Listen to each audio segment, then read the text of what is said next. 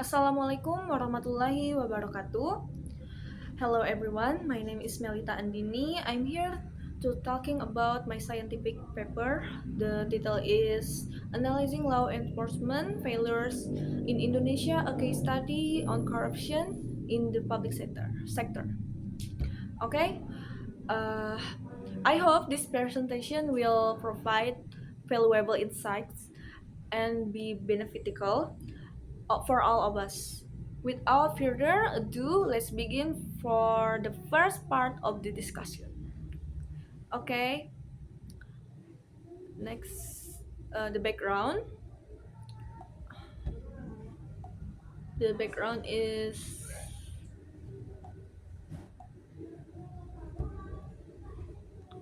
okay. Sorry, corruption in the public sector or in the realism of society is a big problem that has always been faced by Indonesia.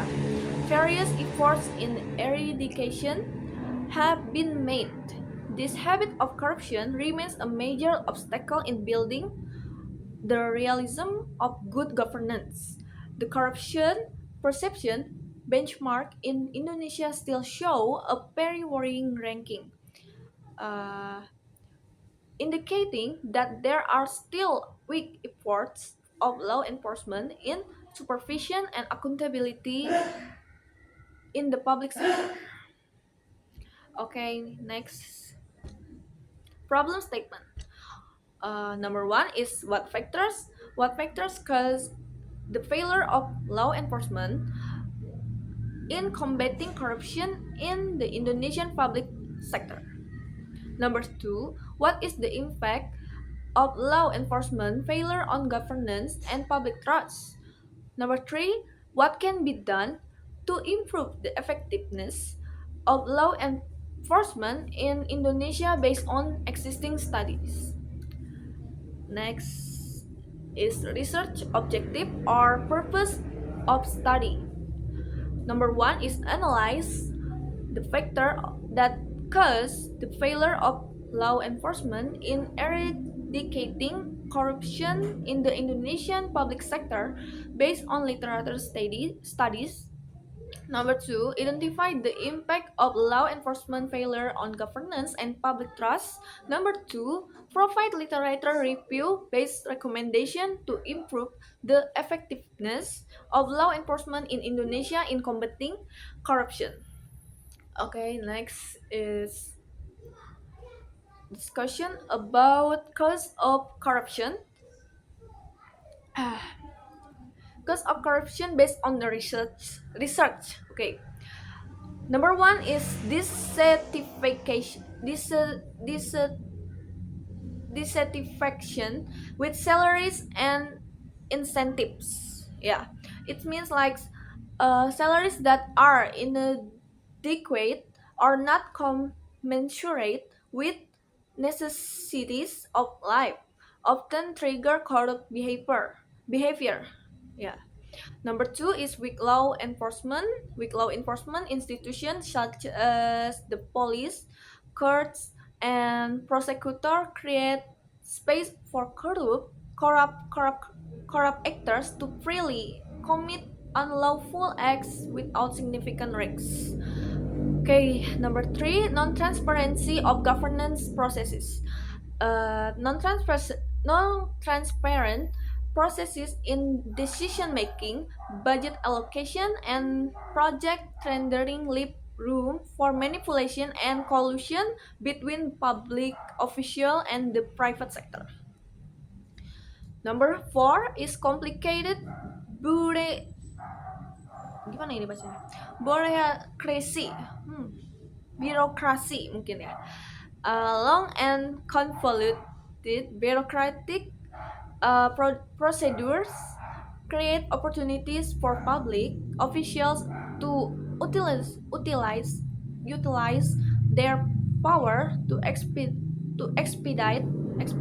or complicate access to public service in exchange for bribes. Number five is corrupt leadership patterns. Leadership that embrace a culture of corruption and does not set a good example can create an enabling environment for corrupt practice underneath. Uh,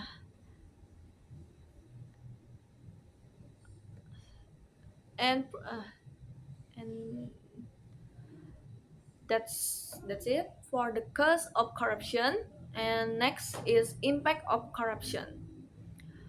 The impact of corruption on public service, just like one, economic impact, number two, social impact, number three is political impact. And next is key case studies. Key case studies is number one is infrastructure infrastructure projects, just like bribery in tenders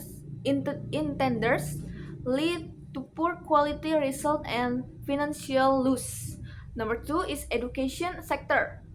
uh, embezzlement embezzlement of school funds effect facilities and learning outcomes. Number three is business licensing. Bribes for permits result in unfair competition.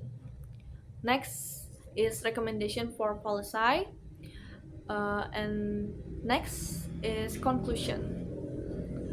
My conclusion is uh, the analysis of law enforcement failures in Indonesia with a particular focus on corruption within the public sector reveals significant challenges that undermine the effectiveness of legal institutions.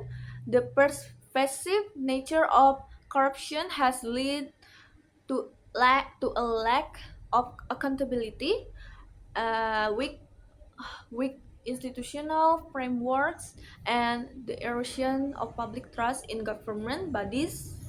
And despite various efforts to combat corruption, such as legal reforms and the establishment of anti-corruption agencies, system issues continue to persist, highlighting the need for more comprehensive strategies and that address the root cause.